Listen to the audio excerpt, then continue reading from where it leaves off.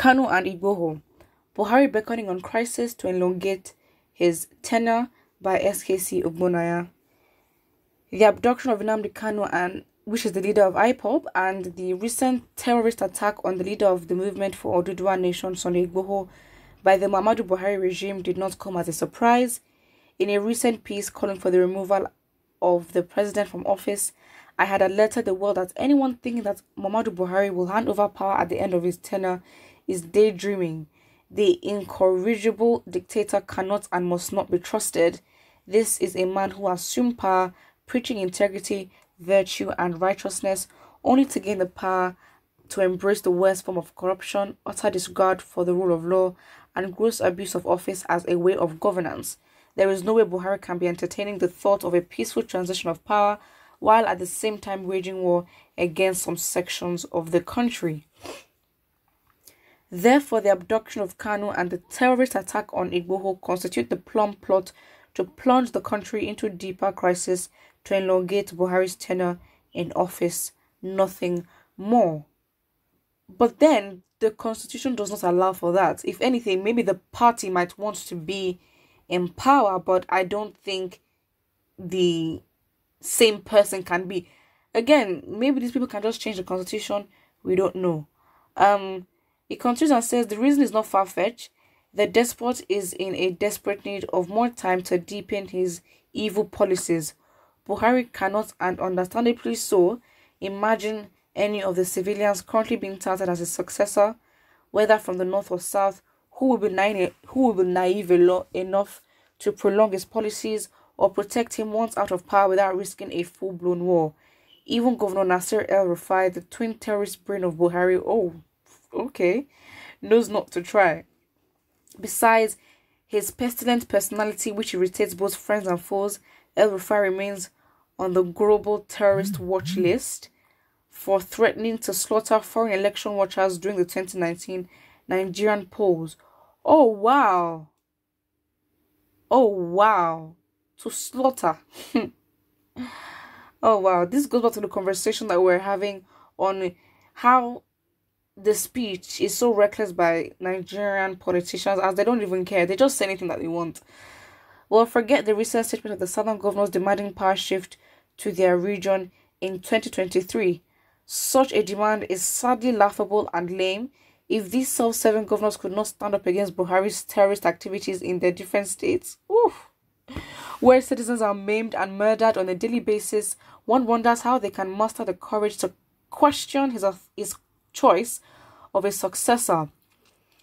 If Buhari cannot deem a southerner, including his deputy, worthy of his participation in any strategic decision-making throughout the period of his regime, one wonders how he would suddenly make a U-turn and surrender the reins of the entire government to the same South. Wow.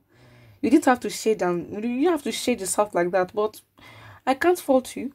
Therefore, having failed in his clandestine bid to influence the Senate leadership to elongate his tenure, one may not rule out a palace coup. Especially considering Buhari's fast-fading health, in this scenario, the dictator will step aside while his military loyalist takes over.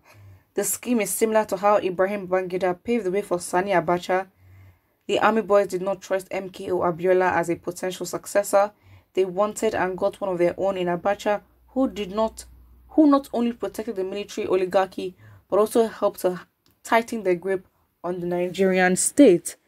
The plot to elongate Buhari's tenure by fanning the embers of crisis did not start today.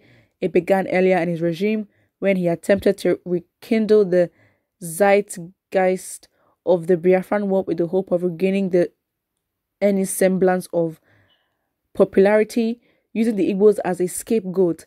Upon assumption to power, Buhari quickly disavowed his oath of office by deploying the worst form of political vendetta against the eastern region for the simple reason that the people voted en masse for their native son, Goodluck Jonathan, in the 2015 election, similar to the electoral gestures accorded to Buhari himself by his native northern region in the 2003, 7, 11, 2015, and 19 electoral cycles.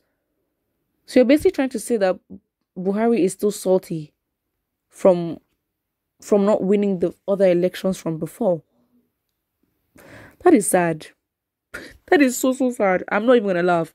That is very, very sad. But then again, you can't fault. He really used the Southeast, especially as a scapegoat. I mean, the campaigns in 2015, him wearing, Igbo attire. I know, like, sentiment is a really good thing, and like in some ways, it shows you're connected to a people. But of course, it's been used to his advantage, and now he's in a place of power. Again, because the way things are happening, it is not far-fetched to think that there might not even be an election in 2023, and that would be a way for him to extend his tenure, not constitutionally, but then for the fact that, let's say, insecurity is so bad that people can't even go out to vote, and for some reason he stays in power beyond or longer than the time he's meant to do that. That could absolutely 100% be a tactic that could be. And again, maybe it is not far-fetched, but I think the article so far is making sense. Not this man. I mean, this article is very much, interesting to read, but the shade to the southern governors, I mean, they're not even strong enough to stand up to Buhari's regime, and in terms of, talking about the issues going on in the southeast, and then they want to think that the power shift, I mean, this conversation is always happening every single election time. So again, I guess it's just part of the cycle. I guess it is just part of the cycle of, the election, election jitters or whatever. This is the whole drug in a capsule, the A to Z of Buhari's agenda and antics. No wonder something very clandestine has been smelling all this while, but God is the strongest. But who will save Nigeria from him? Buhari. May God help the entire citizens to be living in peace and prosperity. Amen. This man has spoken the truth. I mean, this was a very packed article, and nothing but facts was written. And I said those facts. Somebody here says, you are quite correct. Buhari knows what he is doing. Absolutely. So sad.